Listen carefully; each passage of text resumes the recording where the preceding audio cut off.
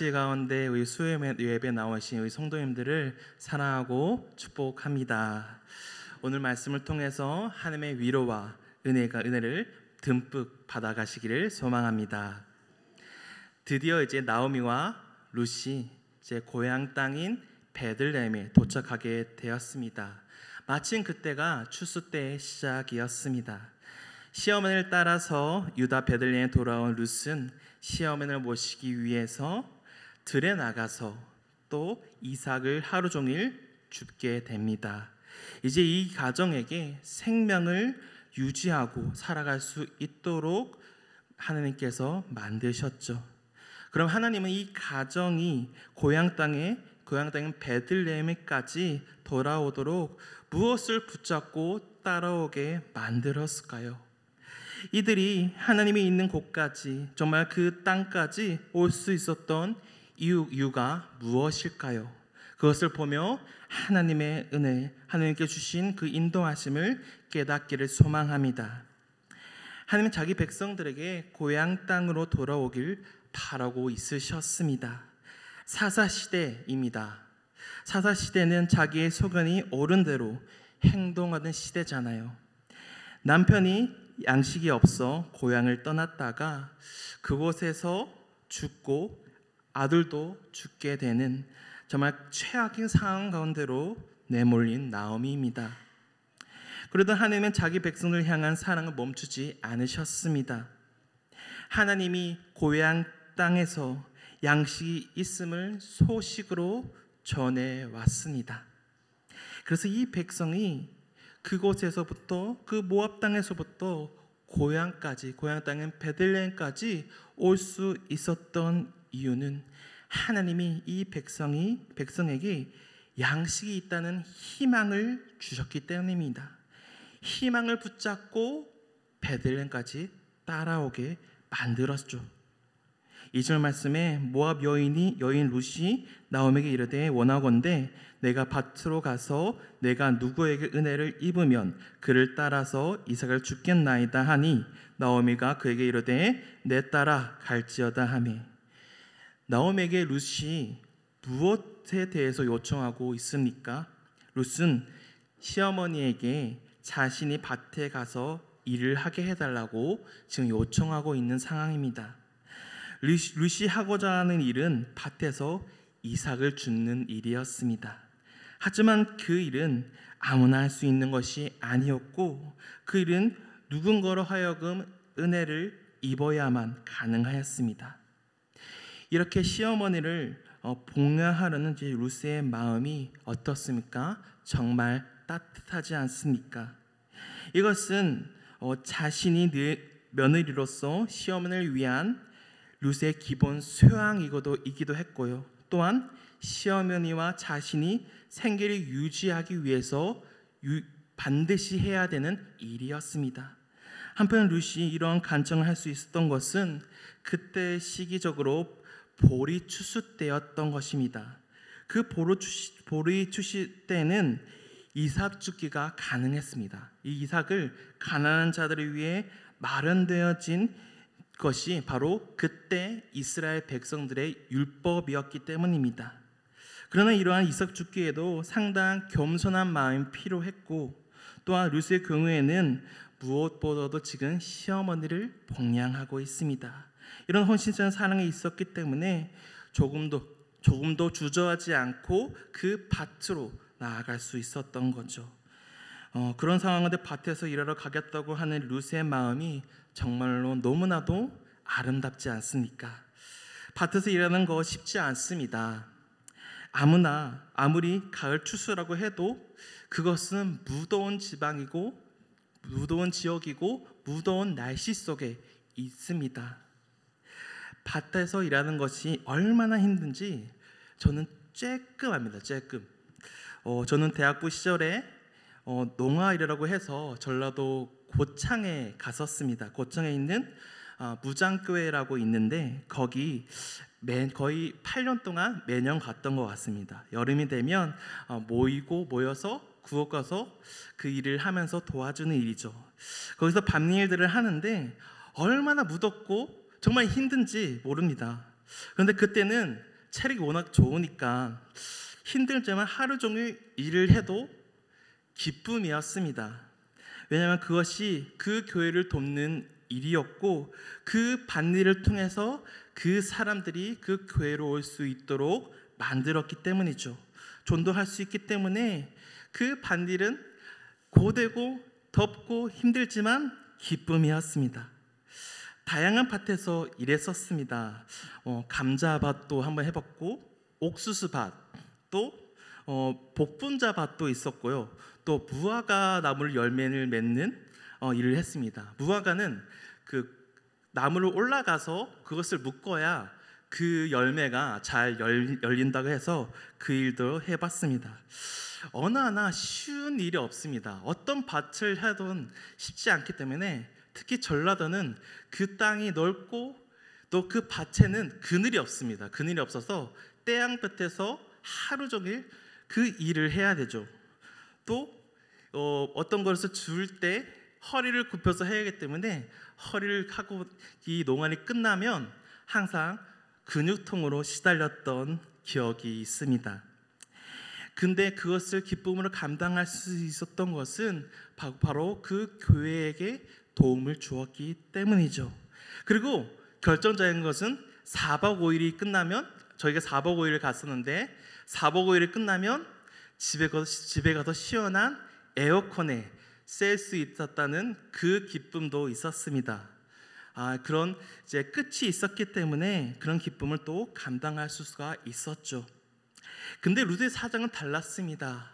그 일을 해서 그 양식을 인해서 생명을 연장했었어야 되죠. 루드의 상은 반드시 그를 해야 생명을 얻을 수 있습니다. 밭에 나가서 이삭을 줍는 것은 필수였던 거죠. 얼마나 고됐겠습니까? 그 가운데 하나님은 그래도 이 나오미인 자기 백성에게 룻을 나오미에 붙여주었습니다. 그 말은 나오미는 나이가 많아서 그 밭에서 일하기에는 어려웠을 거예요. 그런데 룻이 그 곁에 있었습니다. 룻은 나오미 덕분에 하나님이 계신 곳으로 왔지만 오히려 나오미가 며느리를 통해서 생명의 연장이 되는 상황이 펼쳐지고 있는 것이죠.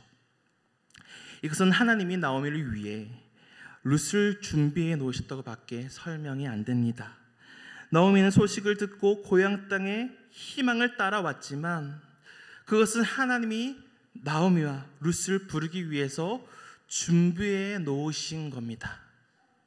희망을 따라온 나오미에게 하나님은 살아갈 수 있도록 룻과 함께 오도록 만드셨다는 거죠.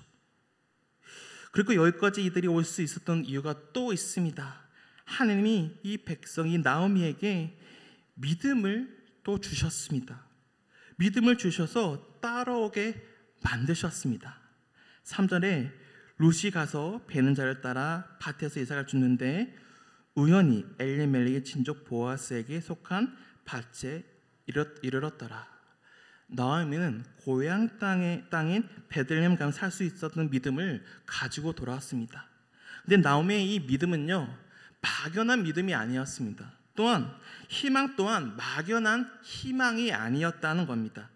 바로 남편 엘리멜렉의 친족을 유력한 자가 있음을 확신하고 돌아온 거죠.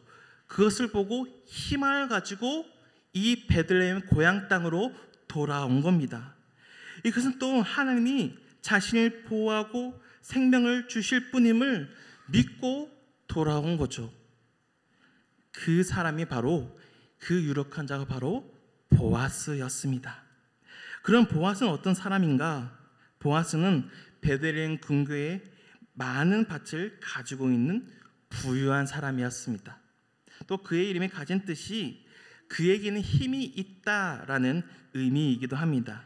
또한 그는 엘리멜렉의 친족이고 그의 계보는 유다의 아들 베레스까지 거슬러 올라갑니다. 보아스는 광야에 있을 때 유다 지파의 한 방백이었던 나손의 손자였고 또 여리고의 기생 라합에게서 난 살몬의 아들이었던 거죠. 본절에서는 보아스를 유력한 자로 묘사하고 있습니다. 부유한 자이자 유력한 재상가로서 지금 말하고 있죠. 한편 또 이 유력한 자의 이 히브리의 성경에는 큰 용사로 되어 있는데 이는 용맹스러운 영웅이기도 합니다. 그 뜻으로 말로 봤을 때는 보아스가 적들과의 이제 투쟁을 통해 유명해졌기 때문일 수도 있습니다. 그렇게 믿음을 가지고 돌아온 고향 땅에는요, 바로 보아스가 있었습니다. 룻은 그래서 베는 자를 따라 밭에 나가게 되죠. 하필 또 그 나간 그 밭이 하필 또 보아스의 밭이었다는 겁니다. 보아스는 베들레헴에서부터 자기 밭으로 와서 먼저 일하는 이 룻을 또 보게 됩니다. 그 룻이 누군지 또 사원에게 물어보게 되죠. 사원은 그 룻이 누군지에 대해서 이야기합니다. 6절 말씀에 베는 자를 거느린 사원이 대답하여 이르되 이는 나오미와 함께 모압 지방에 돌아온 모압 소녀인데 7절에 그의 말이 나로 베는 자를 따라 단 사이에 이삭을 죽게 하소서하였고 아침부터 와서는 잠시 집에서 쉰 후에 지금까지 계속하는 중이니이다. 이런 보아스는요, 이 밭을 개방해서 가난한 자들을 위해 나눠주고 있습니다. 이 시대가 어떤 시대라고 했습니까? 사사시대입니다. 사사시대 이런 하나님의 율법을 지키는 사람이 많았을까요? 없었을 거라 봅니다. 사실 이런 사람을 만나는 것은 흔치 않죠. 또 그리고 놀라운 거죠. 보아스는 그렇게 정말 하나님께서 이 룻을 위해서, 이 나오미를 위해서 준비해 놓으신 그 유력한 사람이었던 겁니다. 그런 보아스가 이 룻에게 초점이 맞춰지게 됩니다. 사원은 이 보아스에게 룻에 대해 자세히 설명을 하죠. 모압 소녀라고 하고 또한 나오미, 그 백성이었던 나오미, 그 친족이었던 나오미와 함께 온 사람이라고. 그리고 그가 누구고 어떻게 일을 했는지 알려줍니다. 감독하는 사람을 통해 보아스는 룻이 단사에서 이삭을 죽게 해달라고 요청한 것을 그 사실을 알게 됩니다. 그리고 룻이 얼마나 현명하고 겸손한 사람인지 보여주는 구절이 이 7절에 계속하는 중이다라는 표현인데 이것을 문자적으로 좀 해석을 한다면 서 있다는 표현입니다.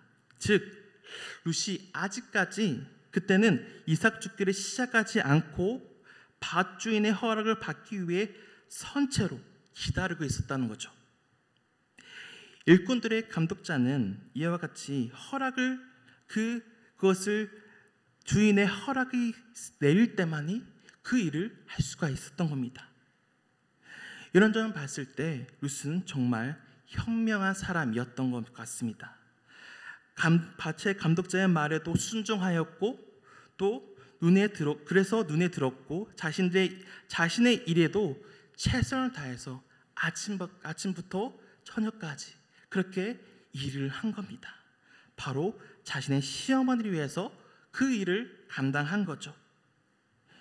밭에 있던 휴식 공간 한 번을 제외하고는 룻이 끝까지 그 최선을 다해서 그 일을 감당했던 겁니다.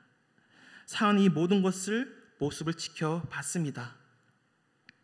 이방인 룻이 사원에게 하여금 눈에 띄어서 보아스에게 보고되어지고 있는 상황이죠. 그 당시에 가난한 자들이 얼마나 많았을까요? 나오미와 룻 가정 외에도 수많은 가난한 자들이 많았을 겁니다. 또 그곳에서 이삭을 줍는 사람이 얼마나 많았겠습니까? 그 시기를 알고 또 줍는 사람이 엄청 많았을 겁니다. 그렇게 많았을 텐데 그 중에 룻이 눈에 들어와 어떻게 이 사안이 보아스에게 보고할 수 있었을까요? 무엇을 해야 그에게 돋보여서 룻에게 초점을 맞출 수 있도록 하게 했을까요? 지금 모든 그 상황과 시간들이 마치 정말 하나님이 그들을 돌보고 계셨기 때문에, 그들을 그 시간을 움직이셔서 하나님께서 그들을 돌보셨기 때문에 그 일이 가능했습니다. 룻이 보이게 만든 거죠. 룻이 살아왔던 모습 중에 아마 겸손한 태도로 살아왔을 거예요. 이 머나먼 타국에서 룻은 그저 믿음을 따라 왔습니다. 룻의 고백 속에 나오미에게 믿는 하나님을 자신도 믿는다고 고백했잖아요. 나오미는 당연히 이스라엘 백성이니 하나님을 향한 믿음을 따라 고향 땅인 베들레헴에 왔을 텐데, 하지만 룻은 이방인입니다. 하나님에 대한 정확히 모르잖아요. 그냥 시어머니의 모습을 통해 시어머니에게 그 하나님에 대해서 들었을 거예요. 그런데 어떻게 시어머니를 따라서 또 이곳 베들레헴에 왔냐는 거죠. 그것은 이 나오미의 믿음이 견고하였을 겁니다. 그 믿음의 모습의 삶 속에서 흘러나왔기 때문이 아니었겠습니까?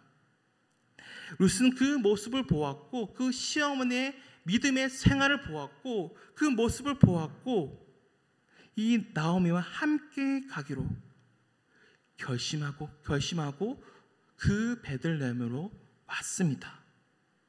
얼마나 이 나오미의 모습 속에, 그 믿음 생활 속에 그것이 드러났으면 이 며느리가 이 나오미를 따라 왔냐는 거죠.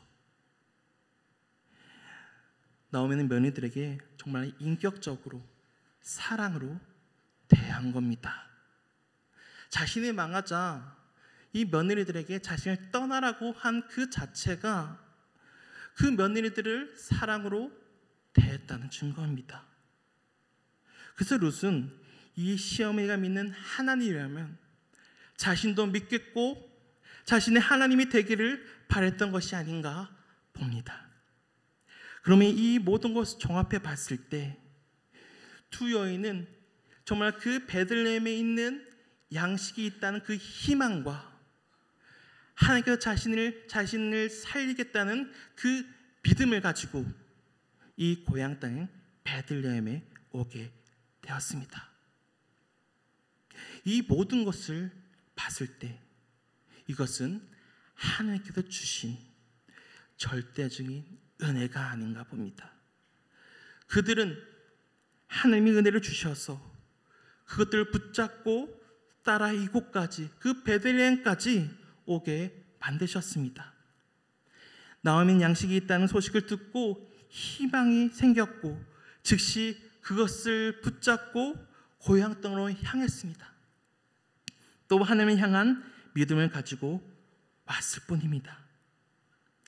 하나님이 이들에게 희망을 주시고 믿음으로 이 베들레헴까지 끌고 오신 거예요. 우리는 이것을 은혜라고 하죠.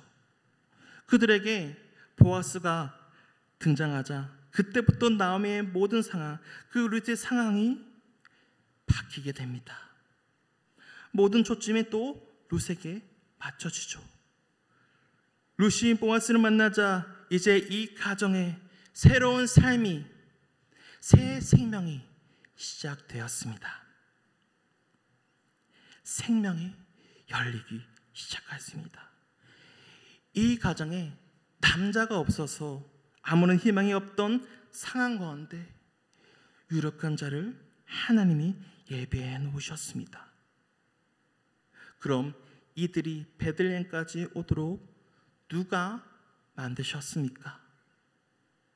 누가 이들을 지켜보고 이끌고 오셨습니까? 보아스가 룻에게 베푼 행동은 이 룻의 신실함과 이 시어머니에 대한 봉양, 또 그것을 보답하고 하는 바람으로 보아스는 했을 겁니다. 그 위탁이, 이 룻의 시험을 향한 그 위탁이 이제 한 유력한 남자의 관대하고도 세심한 배려가 되어 자신들에게로 돌아온 거죠. 이 모든 시간과 사건 하나하나가 누군가 설계하지 않았다면 불가능한 일입니다. 독자한 우리들은 보아스를 누군지 알고 있죠. 룻기를 많이 읽어왔던 분이라면 알고 있습니다. 그래서 보아스가 나오자마자 우리의 입가에는 미소가 지어지고 기쁨과 안도감이 찾아올 겁니다. 왜입니까? 바로 보아스가 룻을 책임질 거기 때문입니다. 또 결혼하여서 나오미와 그 가정이 다시 세워지기 때문이죠.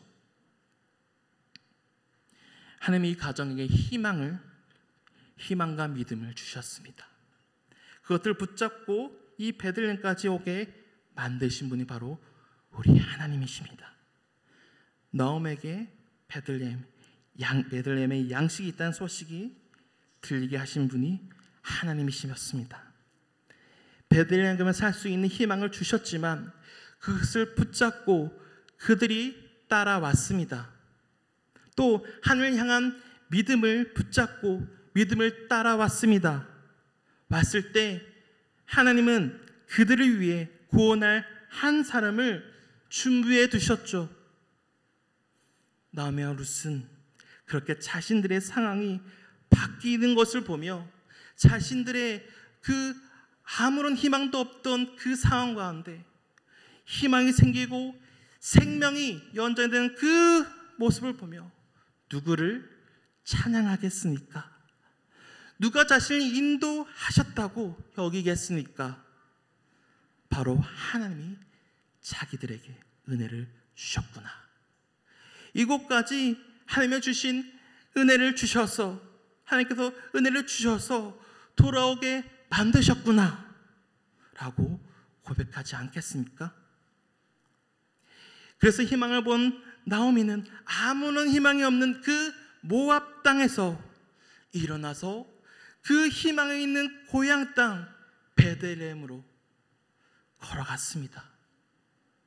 그래서 룻은 하나님을 붙잡은 나오미를 따라 이 양식이 풍부하고 생명을 건질 수 있는 곳에 도착하였습니다. 그러자 모든 것이 해결되었습니다. 영원토록 이제 양식 걱정 없이 살 수 있도록 생명을 주어지게 되었습니다. 그들이 서 있는 곳이 어디입니까? 베들레헴, 고향 땅. 하나님은 언제나 자기 백성들에게 은혜를 부어주고 계십니다. 그리고 그 은혜를 붙잡고 자신에게 돌아오도록 만들고 계십니다. 그곳이 여러분에게는, 성도님들에게는 어디이십니까? 생명이, 양식이 있는 곳이 어디이십니까? 희망이 있는 곳이 어디이십니까? 내가 믿을 수 있는 곳이 어디입니까? 영원한 생명이 있음을 깨닫게 되는 곳이 어디이십니까? 희망을 발견하셨습니까? 지금 있는 그 자리에서 일어나 돌아오시길 바랍니다. 내가 믿을 수 있는 분이 누구십니까? 지금 있는 그 곳에서 버리고 당장 돌아오시길 바랍니다. 그곳은 언제나 하나님이 은혜를 준비하고 계십니다. 은혜를 주시고 계십니다. 절대 은혜로 우리가 그 은혜를 붙잡고 하나님께 돌아올 수 있도록 희망을 보게 하시며 믿음을 따라올 수 있도록 언제나 하나님은 인도하십니다. 주님 팔을 벌려 우리가 오기를, 고향 땅으로 돌아오기를 기다리고 있으세요. 내가 받은 은혜가 있습니까? 내가 걸은 그 길 속에 희망을 붙잡고 나아갔습니까? 믿음을 붙잡고 나아갔습니까? 지금 내가 있는 곳에서 돌아보길 바랍니다. 그 속에 하나님의 은혜가 가득가득 차 있습니다. 다시 그 은혜를 기억하며 다시 여호와께로 돌아오기를 소망합니다. 이 시간 405장 주의 친절한 팔에 안기서 같이 찬송하겠습니다.